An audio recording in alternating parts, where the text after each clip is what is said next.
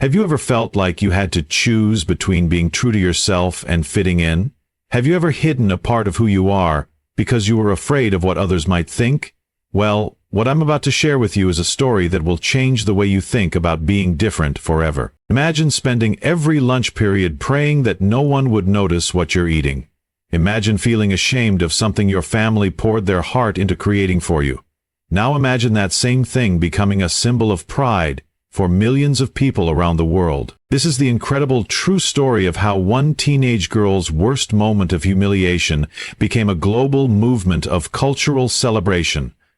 It's about how a simple container of homemade food sparked conversations in classrooms from Tokyo to London, from Sao Paulo to Sydney.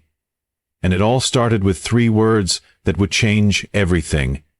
This is love. Get ready to meet Zara Okafor, whose courage to stand up for her heritage didn't just change her life, it changed the world's perspective on what it means to be different. Because sometimes, the things that make us feel most alone are exactly what connect us to everyone else. Zara Okafor had always been caught between 2 worlds. At home, in their modest apartment in Queens, she was surrounded by the rich aromas of her mother's cooking, the sizzle of onions hitting hot oil, the deep red of perfectly seasoned jollof rice, the tender fall-apart texture of slow-cooked stew. The kitchen was the heart of their home, where her mother Adunni would hum traditional Yoruba songs while stirring enormous pots that somehow stretched to feed not just their family of 4, but any neighbor or friend who happened to drop by. But at Lincoln High School, Zara felt like she was living in a different universe entirely. The cafeteria was a landscape of pizza slices, chicken nuggets, and processed everything. Students lined up with their lunch trays for food that came from industrial freezers, while Zara sat with her glass containers filled with food that had been prepared with love, seasoned with tradition, and carried the history of her family's journey from Nigeria to New York. Her mother worked double shifts at the hospital as a nurse's aide, and her father drove an overnight cab to make ends meet. There was no money for cafeteria lunches, but even if there had been, Adunni would have been horrified at the thought of her daughter eating that processed nonsense, when there was perfectly good food at home. Food is love made visible, Adunni would tell Zara every morning as she packed the containers. When you eat what I cook for you, you taste the love of your grandmother and her grandmother before her. You carry our story in every bite. But at 16, Zara didn't want to carry anyone's story. She wanted to blend in, to be invisible, to eat the same tasteless pizza as everyone else, if it meant she could sit with the popular kids instead of hiding in the corner with her best friend Malik, who was one of the few people who understood what it was like to be different. The worst day started like any other. Zara grabbed her usual spot at the corner table, hoping to eat quickly and quietly. Malik wasn't at school that day. He was home with the flu, so she was completely alone. She opened her container to reveal her mother's latest creation, a vibrant plate of jollof rice with perfectly seasoned chicken, plantains caramelized to golden perfection, and a side of her grandmother's special pepper sauce that had been passed down through 4 generations. The aroma immediately filled the air around her table, and Zara noticed a few students turning to look. Her stomach clenched with the familiar anxiety that came with being noticed. "Oh my God, what is that smell?" The voice belonged to Brittany Clearwater, the unofficial queen of Lincoln High's social hierarchy.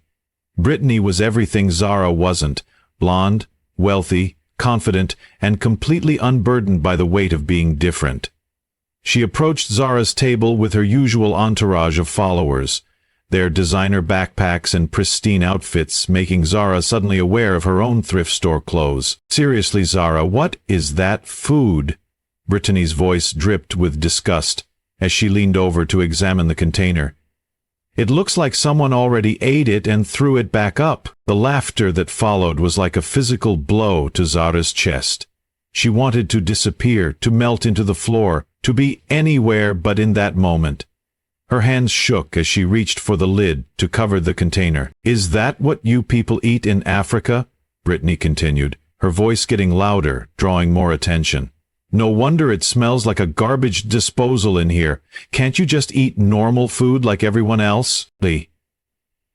It's just rice, Zara whispered, her voice barely audible.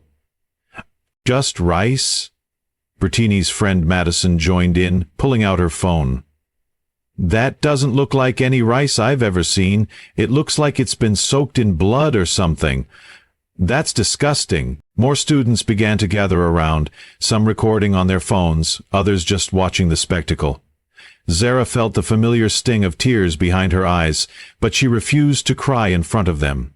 She had learned early that tears only made the bullying worse. My mom worked really hard to make this, Zara managed to say, her voice stronger than she felt. Well, maybe your mom should learn to cook American food if she wants to live in America, Brittany shot back.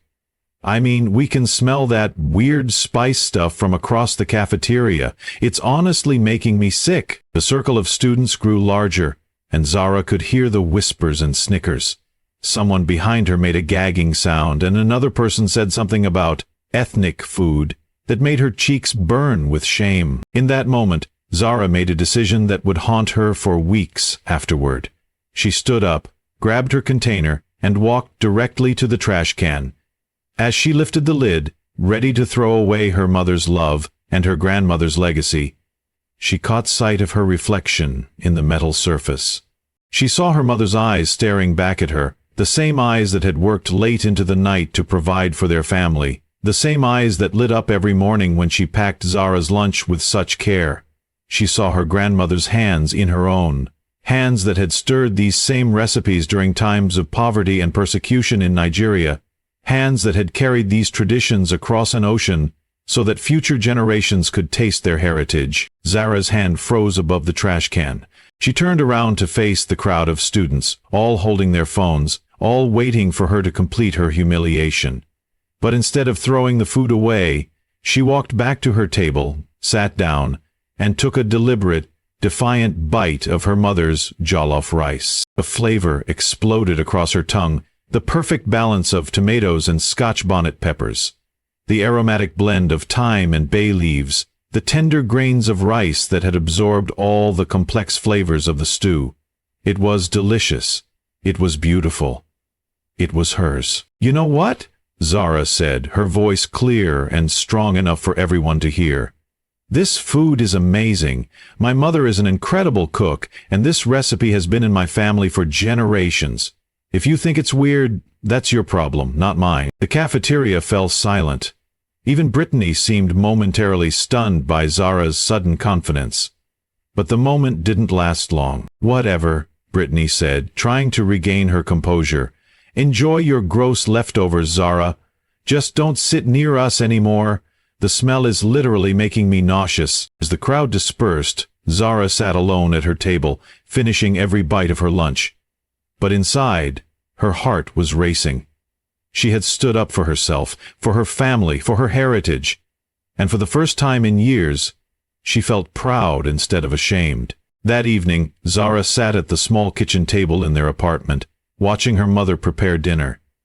Adunni moved around the kitchen with practiced grace, her hands knowing exactly how much of each spice to add without measuring, her timing perfect after years of cooking for her family. Mama, Zara said quietly, why do you always pack me so much food for lunch? Adunni paused in her stirring and turned to look at her daughter.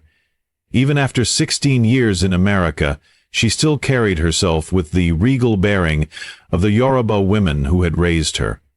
Her head wrap was tied with perfect precision, and her colorful dress brought warmth to their simple kitchen. Because you are growing, Adunni said with a smile.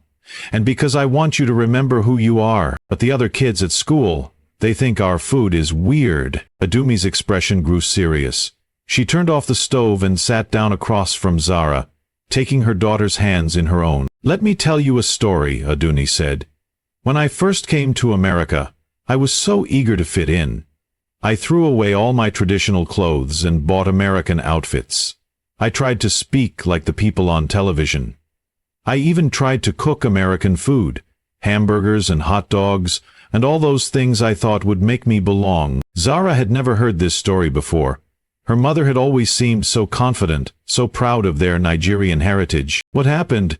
Zara asked. I became someone I didn't recognize. Adunni continued. I lost myself trying to become someone else, and the worst part was people still treated me like I was different. Because you know what I learned? People don't respect you for hiding who you are. They respect you for being proud of who you are. Adunni stood up and walked to an old wooden box on the counter. She pulled out a faded photograph of an elderly woman standing in front of a small house, with a garden bursting with vegetables and herbs. This is your grandmother, Omolara. She taught me how to cook when I was your age. Every recipe I make, every flavor you taste, it comes from her, and her mother taught her, and her mother's mother taught her. When you eat my jollof rice, you are connected to generations of strong women who survived famines, wars, and displacement. You are eating their strength, their love, their refusal to be broken. Zara looked at the photograph, seeing her own features reflected in her grandmother's face. The recipe for jollof rice isn't just about rice and tomatoes and spices, Adunni continued.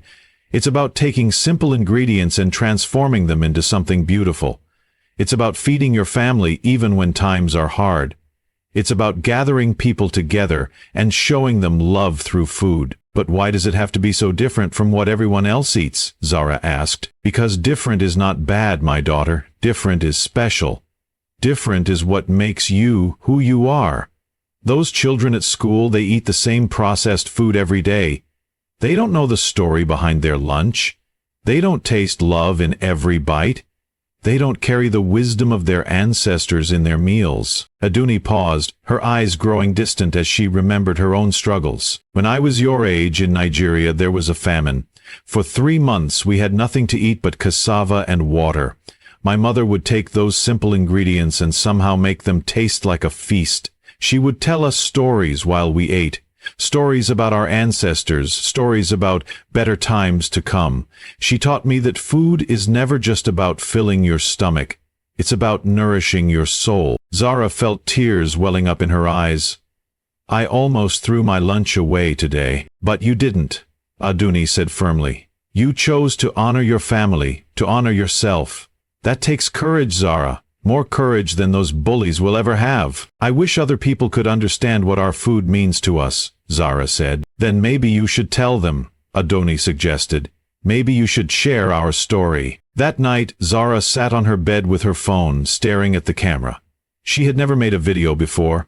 Her social media presence was practically non-existent compared to her classmates, who seemed to document every moment of their lives.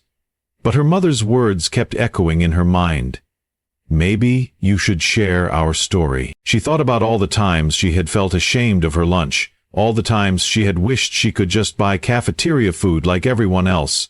She thought about her mother, working double shifts to provide for their family, about her grandmother's recipes that had traveled across continents, about the generations of women who had poured their love into every dish they prepared. Finally, she pressed record. Hi, she said, her voice shaky at first.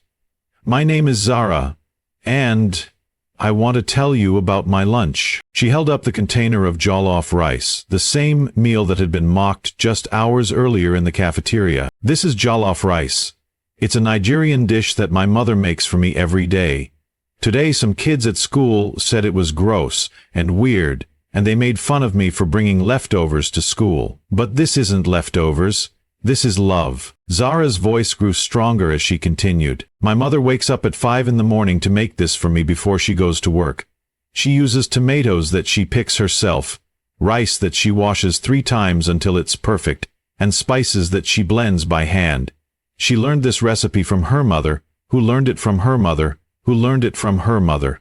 This recipe has fed my family through wars, famines, and the journey from Nigeria to America. She took a bite of the rice, closing her eyes as the flavors filled her mouth. This tastes like home. It tastes like strength. It tastes like the love of women who refuse to let their traditions die, even when the world told them to change. When I eat this, I'm not just eating lunch. I'm eating my history, my culture, my identity. Zara paused, looking directly into the camera. I'm tired of being ashamed of who I am. I'm tired of pretending that my food is weird just because it's different. This is beautiful. This is delicious. This is mine. She held up the container again, this time with pride. This is my mother's jollof rice, and it's the best thing I've ever tasted. If you think it's weird, that's okay, but I'm not going to hide it anymore. I'm not going to hide who I am anymore." The video was only 3 minutes long, but it felt like Zara had poured her entire heart into those few minutes. Her hands were shaking as she added a caption, "Tired of being ashamed of my culture. This is my story. Proud of my heritage." Jollof rice, Nigerian food, anti-bullying cultural pride. She almost deleted it 5 times before finally hitting post. Then she closed her phone and tried to forget about it. But the internet had other plans. Zara woke up the next morning to her phone buzzing non-stop. Half asleep, she grabbed it and saw that she had hundreds of notifications. Her heart sank, assuming that the bullying had just moved online. But as she started reading the comments, her eyes widened in disbelief. "This made me cry. Your mom's love is so beautiful. As a Nigerian living in London, thank you for representing us with such grace. I'm Mexican-American and I felt every word of this. Stay strong, beautiful. That jollof rice looks absolutely delicious. Recipe, please. You are incredible. Don't let anyone dim your light." The comments kept coming, from people all over the world. Nigerians living in diaspora, other immigrants who had faced similar struggles, food lovers who wanted to learn more about West African cuisine, and young people who had faced their own bullying for being different. But then she saw something that made her heart stop. A comment from someone with a blue check mark. "This is the most beautiful thing I've seen all week. Would love to feature your mom's recipe on my show. Chef Marcus Williams." Zara quickly Googled the name. Chef Marcus Williams was a celebrity chef with his own cooking show on the Food Network.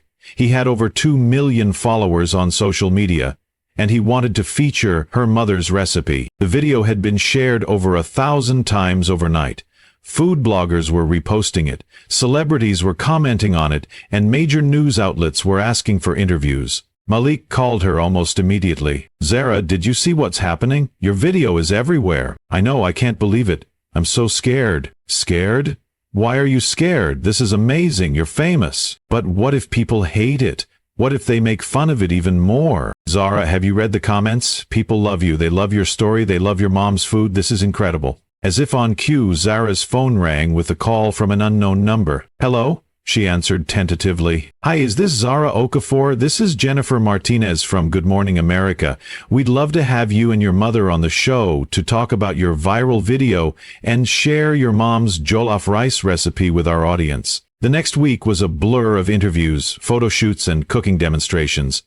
Zara and her mother appeared on Good Morning America, where Adunni taught the host how to make authentic jollof rice while sharing stories about Nigerian culture and the immigrant experience. "The secret," Adunni explained to the television audience, "is patience. You cannot rush jollof rice.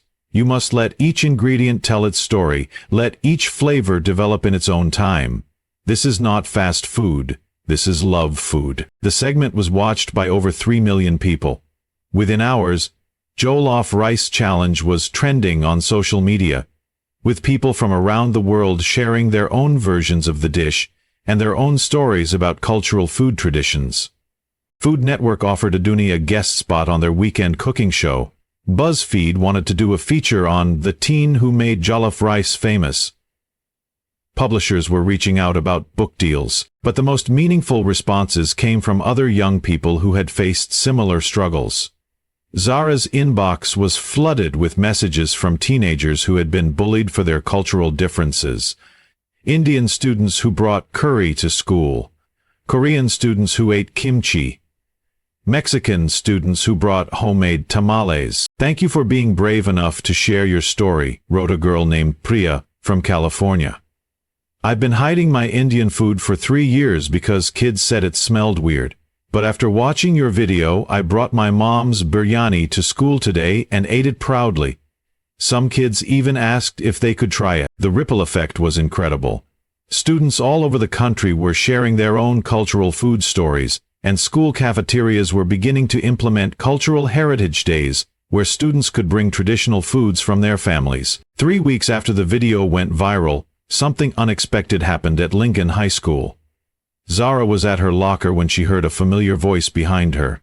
Zara? She turned around to see Brittany Clearwater standing there, looking uncomfortable and uncertain. Emotions that Zara had never seen on her face before. "Hi," Zara said cautiously. I wanted to talk to you about what happened in the cafeteria." Zara waited, not sure what to expect. "I saw your video," Brittany continued, "and I read all the comments, and I watched your interview on Good Morning America." "Okay," Zara said, still not trusting where this conversation was going. "I want to apologize," Brittany said, the words coming out in a rush.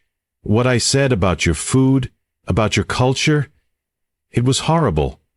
I was horrible. And I'm sorry." Zara studied Brittany's face, looking for any sign that this was some kind of joke or setup. But Brittany's eyes were red-rimmed, and her usual perfect composure was completely gone. "Why are you apologizing now?" Zara asked. "Because I saw what I did to you," Brittany said.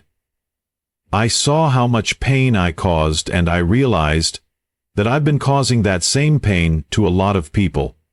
And because my grandmother saw your video, and she told me something that I never knew." "What did she tell you?" "She told me that when she was young, she was bullied for being poor. Her family couldn't afford nice clothes or fancy lunches, and the rich kids at school made fun of her every day. She said that watching your video reminded her of how it felt to be humiliated for something you couldn't control." Brittany's voice cracked as she continued. "She said that she was disappointed in me, that she didn't raise me to be the kind of person who hurts others for being different. And she was right. I became the bully that she was afraid of when she was young." Zara felt her anger beginning to soften. She had never thought about Brittany having a grandmother who cared about her character, who held her accountable for her actions. "I don't expect you to forgive me," Brittany continued. "I just wanted you to know that I'm sorry and that I'm trying to do better. I talked to the principal about starting a cultural appreciation club at school. I thought maybe you could help lead it if you wanted." For the first time in their years of attending school together, Zara saw Brittany as a real person with real feelings, rather than just the mean girl who had made her life difficult. "I'll think about it," Zara said. "Thank you," Brittany said. "And Zara, your mom's jollof rice really does look amazing. I've been trying to convince my mom to make it, but she's not very good at cooking. Maybe you could teach me sometime?" Zara smiled for the first time in their conversation. "I'd like that." 3 months later, Lincoln High School's first Cultural Heritage Day was in full swing. The cafeteria had been transformed into a global food festival, with students from dozens of different backgrounds sharing dishes from their family's traditions. Zara stood behind a table, loaded with containers of her mother's jollof rice, watching as students lined up to try it. The same kids who had mocked her food just a few months earlier were now eagerly waiting their turn to taste it. "This is incredible," said Tyler, a boy who had been one of the students recording her humiliation in the cafeteria. "Can I get the recipe?" "It's on the card," Zara said, pointing to the beautifully printed recipe cards that the school had helped her create. "But the real secret is that you have to cook it with love." Malik appeared at her elbow, grinning widely. "Look at you, all famous and wise now." "Shut up," Zara laughed, but she was smiling. "I can't believe how many people want to try it." "I can," Malik said. "You made something beautiful accessible to everyone. You didn't just share a recipe. You shared a story, a culture, a piece of yourself." Across the cafeteria, Zara could see Brittany at her own table, serving what looked like her grandmother's pierogi recipe. When their eyes met, Brittany smiled and gave her a thumbs up. The Cultural Appreciation Club had become one of the most popular clubs at school. They met every week to share stories, recipes, and traditions from their families. Students who had never spoken to each other before were now friends, bonded by their shared experiences of being different in America. As Zara looked around the transformed cafeteria, she caught sight of her mother standing near the entrance. Adunni was still in her hospital scrubs, having come straight from work to see her daughter's triumph. Their eyes met across the crowded room, and Adunni smiled the kind of smile that reached all the way to her eyes. She nodded once, a gesture that said everything. "I'm proud of you. You did it. You honored our family." Later that evening, as they sat together at their kitchen table sharing dinner, Adunni reached across and took her daughter's hand. "You know," she said, When I packed your lunch that day, I had no idea it would change so many lives. But you always said food was love made visible, Zara replied. Maybe the world just needed to see that love. And now they have, Adunni said. Now they know that what they once called weird leftovers was actually a recipe passed down through generations, seasoned with struggle, triumph, and unconditional love. You took something they tried to shame you for, and turned it into something beautiful that brought people together. Zara smiled, thinking about all the messages she'd received from young people around the world who had found the courage to embrace their own cultural differences because of her story. You know what the best part is? Zara said. What's that? Those bullies thought they were making fun of leftovers, but what they were really witnessing was the moment when a girl decided to stop being ashamed of her heritage and started being proud of it instead. And that recipe for courage, that's the one that really went viral worldwide. As if this story touched your heart, if it reminded you to be proud of who you are, if it inspired you to share your own cultural story, then please hit that like button and let us know in the comments. What's your family's special recipe? What's the story behind the food that makes your house smell like home? Share it with us, because every story matters, every culture is beautiful, and every person deserves to be celebrated for exactly who they are. And don't forget to subscribe for more stories that celebrate the incredible diversity of human experience, because the world is full of amazing people, with amazing stories, and we're here to help you discover them all. 6 months after Zara's video transformed her life, something extraordinary was happening in kitchens around the world. In a small apartment in Mumbai, 15-year-old Kavitha was teaching her American-born cousin how to make her grandmother's sambar. The cousin had flown in from California specifically to learn the recipe after watching Zara's story and realizing she had been rejecting her own heritage for years. I used to tell my mom not to pack Indian food for school, the cousin admitted as she struggled to balance the complex spices. I was so embarrassed. But seeing that Nigerian girl stand up for her culture made me realize what I was throwing away. Kavitha smiled as she adjusted her cousin's technique. My grandmother always said that recipes are like languages. If you don't speak them, they die. Meanwhile, in Stockholm, Sweden, a group of refugee children from Syria had started a weekly cooking club at their integration center. They called it Tastes of Home, and every week they would prepare traditional dishes while sharing stories about their families and their journey to Sweden. The local Swedish children had begun joining the sessions, eager to learn about the rich flavors and histories behind each dish. Amara, a 12-year-old from Damascus, carefully explained the significance of kibet to her new Swedish friend Eric. "This isn't just food," she said in her improving Swedish. "This is my grandmother's hands, my mother's voice, my country's heart." The ripple effect of Zara's courage had reached far beyond individual families. The United Nations Educational, Scientific and Cultural Organization had launched a global initiative called Heritage on a Plate, encouraging schools worldwide to celebrate cultural diversity through food traditions. Over 2,000 schools across 6 continents had signed up within the first 3 months. Dr. Elena Rodriguez, UNESCO's Director of Cultural Diversity, explained the program's impact during a conference in Paris. "What we've discovered through Zara's story is that food is perhaps the most powerful vehicle for cross-cultural understanding. When a child shares their family's recipe, they're not just sharing ingredients, they're sharing their identity, their history, their hopes." The program had yielded remarkable results. Bullying incidents related to cultural differences had dropped by 40% in participating schools. More importantly, students were reporting higher levels of cultural pride and cross-cultural friendships. In Tokyo, a Japanese-Brazilian student named Kenji had become a local celebrity at his high school for his fusion cooking demonstrations. He would combine traditional Japanese techniques with Brazilian flavors, creating dishes that told the story of his multicultural identity. His YouTube channel, inspired by Zara's authenticity, had gained over 500,000 subscribers, who were fascinated by his unique perspective on fusion cuisine. "Zara taught me that being mixed isn't confusing," Kenji explained during one of his videos, while preparing his signature dish, sushi with Brazilian ingredients. "It's beautiful.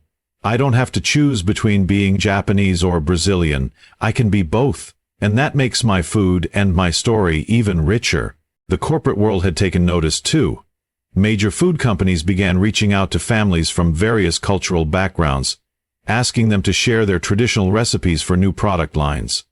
But unlike typical commercialization, these companies were committed to giving back to the communities that shared their culinary heritage. Adunni received an offer from a major spice company to help develop an authentic West African spice blend line.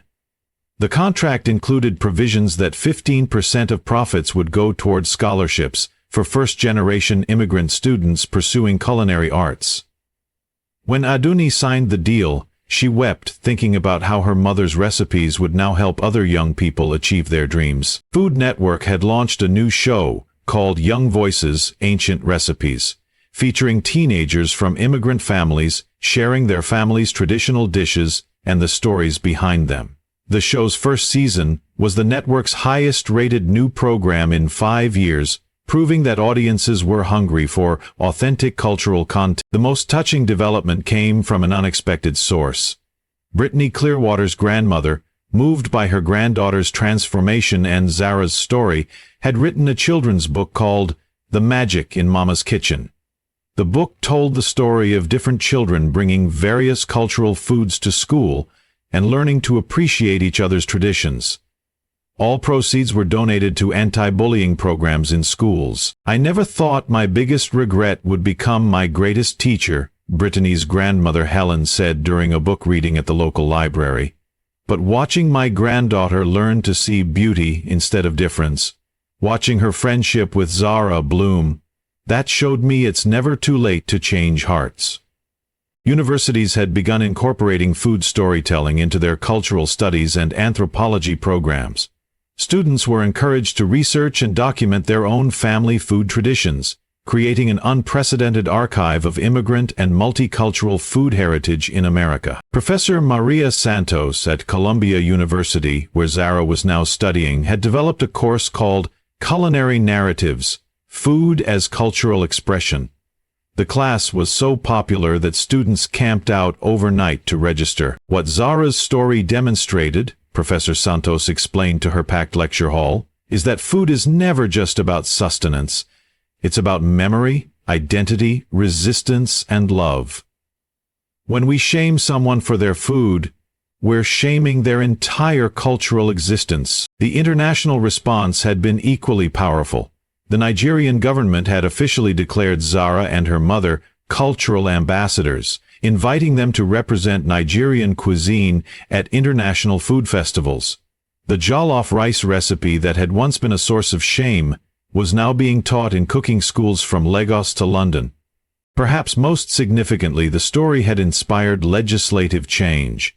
Several states had passed cultural inclusion in education bills, mandating that schools create safe spaces for cultural expression and implementing zero-tolerance policies for cultural bullying. As Zara reflected on the global movement her 3-minute video had sparked, she realized that what had started as a moment of personal defiance had become something much larger. She had given permission for millions of people to stop hiding who they were and start celebrating it instead. The girl who had once been bullied for bringing leftovers to school had proven that sometimes the most powerful revolutions begin not with grand gestures, but with the simple courage to say, "This is who I am, and I'm proud of it." Standing in her dorm room at Columbia, looking at the wall covered with thank you letters from young people around the world, Zara smiled. Her mother's jollof rice had done more than feed her body. It had nourished a global conversation about acceptance, pride, and the beautiful complexity of human culture. And it all started with one girl refusing to throw away her lunch.